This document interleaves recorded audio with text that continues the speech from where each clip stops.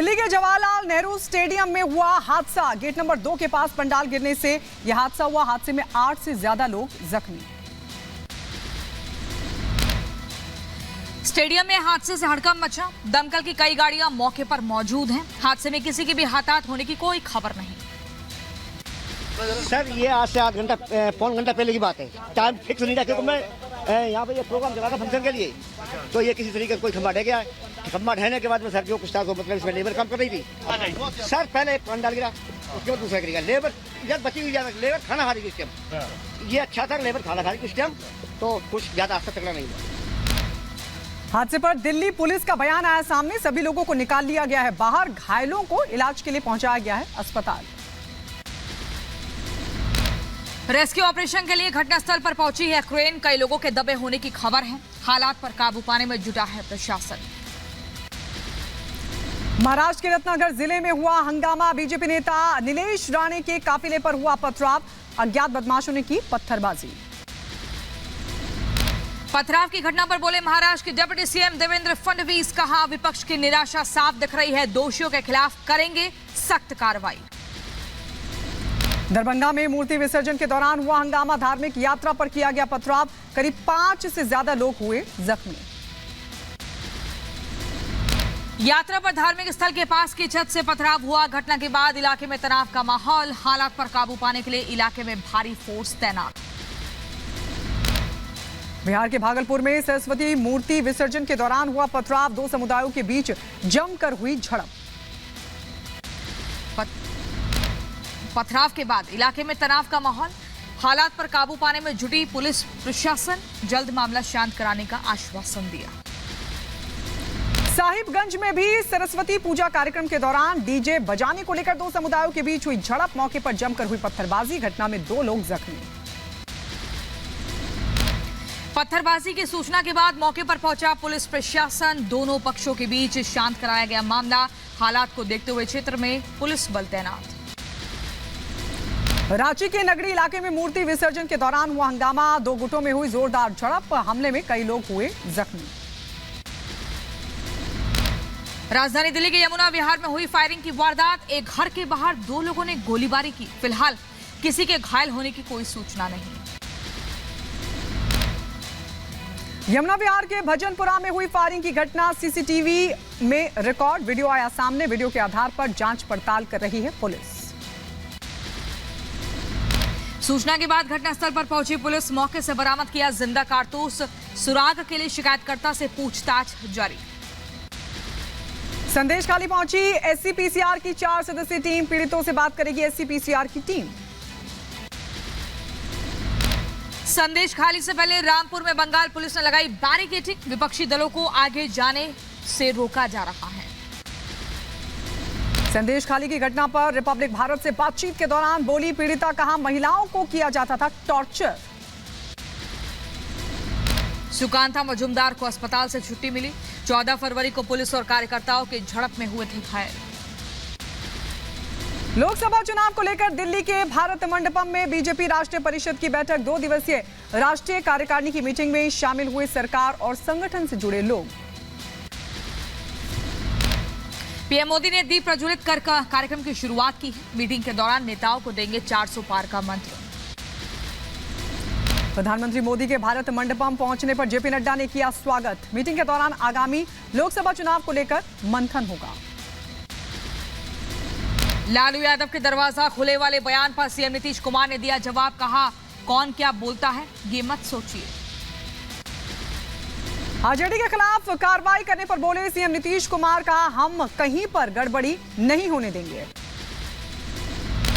BJP सांसद सुशील सिंह ने PM Modi की तारीफ की और कहा भ्रष्टाचार के मामले में 0 टॉलरेंस प्रधानमंत्री मोदी का सिद्धांत। एआईएमआईएम चीफ असदुद्दीन ओवैसी ने तेजस्वी यादव पर साधा निशाना। कहा विपक्ष पीएम मोदी को नहीं रोक सकता। चंपाई सोरेन की कैबिनेट ने हटा बैद्यनाथ राम का नाम हटने पर बोले बैद्यनाथ। कहा कांग्रेस का था जबरदस्त दबाव। शराब घोटाला मामले में राउज एवेन्यू कोर्ट में हुई सुनवाई। विश्वास मत के चलते कोर्ट में फिजिकल प्रेजेंट नहीं हुए अरविंद केजरीवाल। वीडियो कॉन्फ्रेंसिंग के जरिए सुनवाई में जुड़े केजरीवाल फिजिकल प्रेजेंट ना होने की भी वजह बताई, विश्वास मत का हवाला दिया। शराब घोटाला मामले में 16 मार्च को होगी अब अगली सुनवाई। कोर्ट ने कहा कि 16 मार्च को अरविंद केजरीवाल को पेश होना होगा। पेशी के बाद बोले केजरीवाल के वकील, अगली तारीख पर पेश होंगे केजरीवाल। पेशी की तारीख पर ईडी ने कोई ऐतराज नहीं जताया। 16 मार्च को होने वाली सुनवाई को लेकर बोले सीएम अरविंद केजरीवाल, कहा अगली बार कोर्ट में खुद जाऊंगा।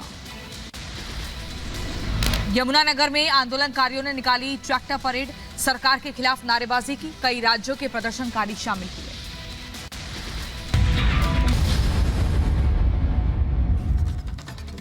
और इस वक्त की बड़ी खबर आपको बता दें, जवाहरलाल नेहरू स्टेडियम में बड़ा हादसा हुआ है जिसमें 8 लोग जख्मी हो गए हैं। गेट नंबर 2 पर यह हादसा हुआ है। पंडाल गिरने की वजह से अस्पताल में भर्ती कराया गया 8 लोगों को जो पंडाल के नीचे दब गए थे। बड़ी जानकारी आपको बता दें, जवाहरलाल नेहरू स्टेडियम में यह हादसा हुआ। स्टेडियम के गेट नंबर 2 के पास हुआ यह हादसा। 8 लोग जख्मी हुए हैं जिन्हें अस्पताल में भर्ती कराया गया है। हादसे पर दिल्ली पुलिस ने बयान जारी किया और यह कहा कि सभी लोगों को बाहर निकाल लिया गया। हादसे में कोई हताहत नहीं हुआ है। थोड़ी देर पहले का यह मामला, जब यह हादसा हुआ, बताया जा रहा है कि दरअसल ये पंडाल था जो कि अचानक से गिर गया था। ये 3 तस्वीरें हम आपको दिखा रहे हैं।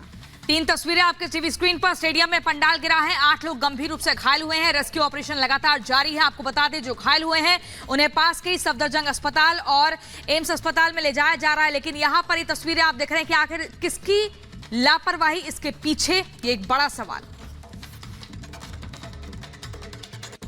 सर ये आज से पौन घंटा पहले की बात है। टाइम फिक्स नहीं रखे मैं यहाँ पे ये प्रोग्राम चला था फंक्शन के लिए, तो ये किसी तरीके से कोई खंबा ढह गया। खंबा ढहने के बाद में सर जो कुछ था तो मतलब इसमें लेबर काम कर रही थी। सर पहले एक पंडाल गिरा, उसके बाद दूसरा गिरेगा। लेबर इधर बची हुई लेबर खाना खा रही थी इस टाइम। ये अच्छा था, लेबर खाना खा रही थी इस टाइम।